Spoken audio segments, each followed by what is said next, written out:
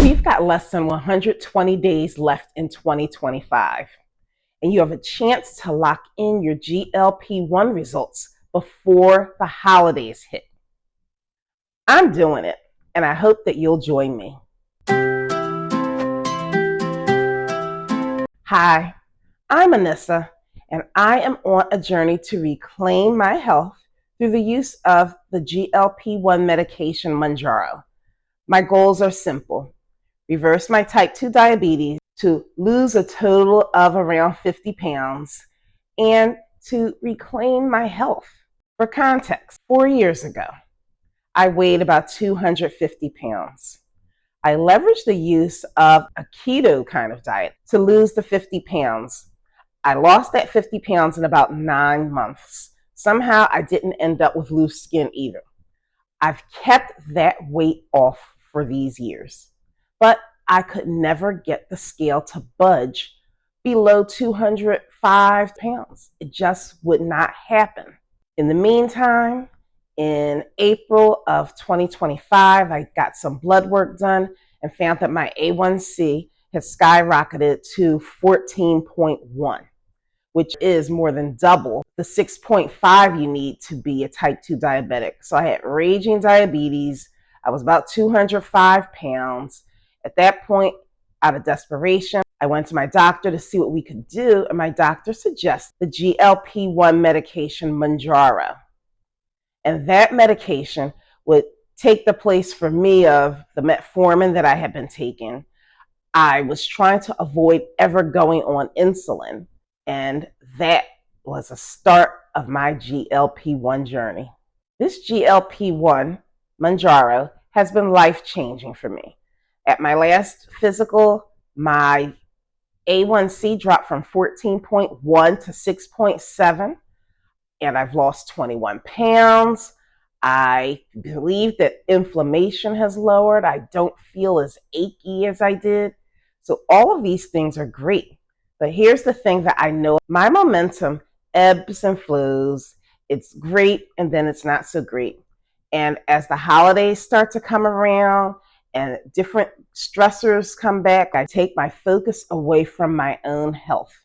And this GLP-1 Lock In, or what others are calling the Great Lock In, is my opportunity to pick my goals and, for the last days of 2025, do everything I can to meet them. So this is part of Reset with Anissa, the GLP-1 Lock In. We're in this together. So how do you do it? First, you need to set a personal target for the lock-in.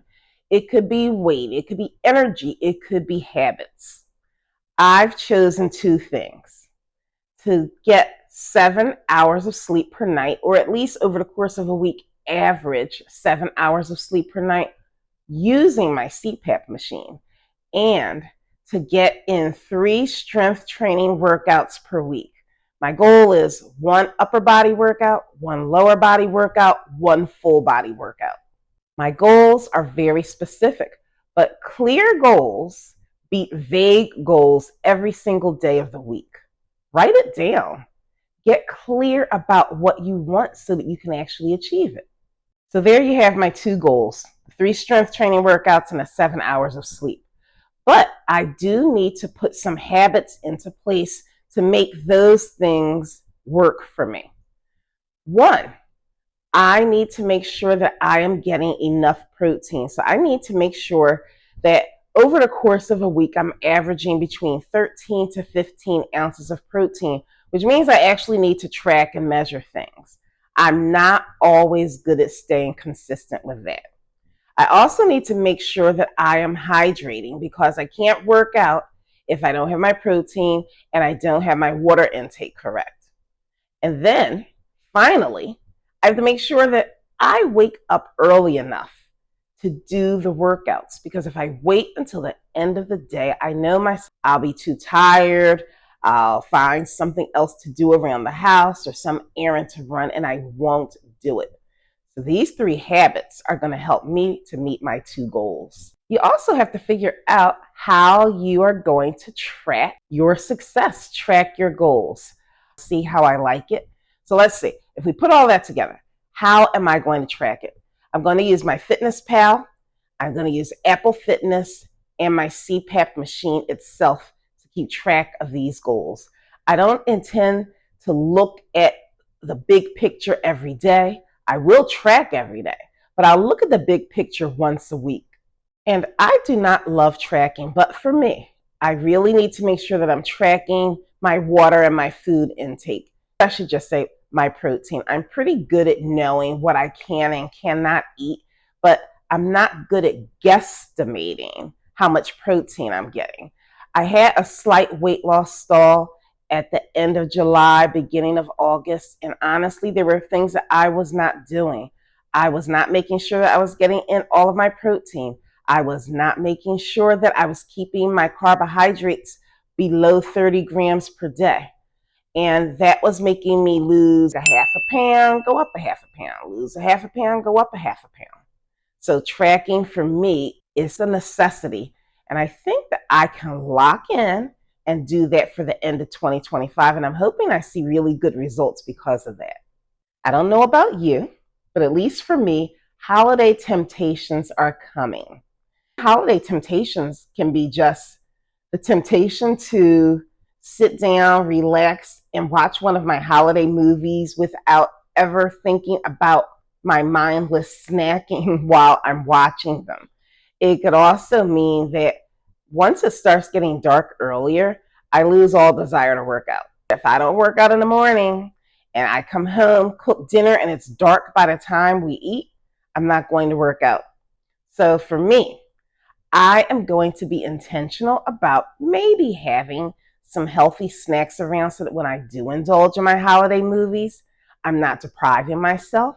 I can actually have a snack, but it's not something that is going to be a setback and keep me from reaching my goals. So I think that by having intentional treats and making sure that I have consistency, I'm going to be okay. Everybody goes off plan once in a while, and that's okay. That's just being a human being. But consistency means that instead of me letting one day of indulgence go to the next day, today I indulge. Tomorrow, right back onto my plan. And that's why your plan probably will be easier to maintain if it's not a plan of deprivation. I'm doing a plan that I hope I can sustain for life. And that way I don't feel like I am depriving myself like it's a diet, because I just can't do that. I don't think a diet works for me at this time of my life. The game changer for me is accountability. Lock in your goal, drop it in the comments. Maybe we can all help each other. Who knows, maybe I look at one of your goals and realize that that's a better goal for me and switch it up. I think that's okay as well. Here's some ideas to track or find your lock-in goal. Use an app, a calendar, a notebook, whatever it is that you need to do.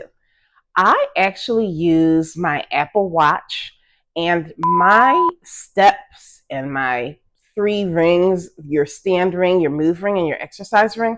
I actually am sharing my data with a couple of friends, and believe it or not, that helps to keep me accountable because I see them closing their 3 rings, and it motivates me to close my 3 rings as well. Take a moment to pause, lock in your goal, drop it below, because this actually gives us an opportunity to be accountable and also to help others to finish 2025 strong. Next week, I'll be dropping my 4-month Mounjaro update video. In that video, I'm going to share with you my weight loss, changes in energy, changes in habits, side effects, and lessons learned. You don't want to miss it. 3 questions that I know you're probably wondering. 1, do I need to be perfect? No. Consistency always beats perfection every time. Question number 2, what if I slip up? We're human. We slip up. It's okay. You slip up, the next moment, just get right back to your habits. And question number 3, what if I'm a beginner? Can I still do the lock-in? Absolutely. I am a beginner. This is my very first lock-in. If you're ready to lock in, join me. Subscribe, like this video, and let's follow each other along on this journey. Follow along in my pinned comments where I'll give you tips and tell you how I am doing too. And remember, my 4-month Mounjaro video is coming out next week where I share all of my progress. I'll also be sharing what worked best. So mark your calendar.